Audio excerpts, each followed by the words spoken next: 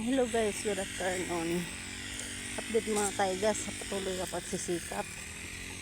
Ito po yung aming gulayan. Ayan po, okra na po ang aming gulay ngayon. Okra at saka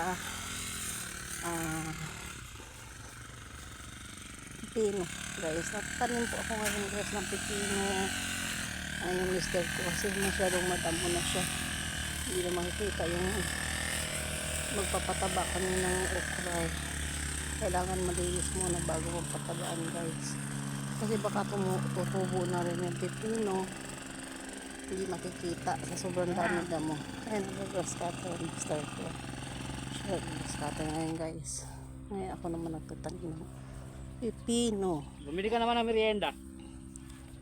Ayoko nga. Yan. Ayan guys, ang dami na rin bunga yung aming sili. Pitasin na rin sa makalawa to, pero kailangan patabaan muna siya.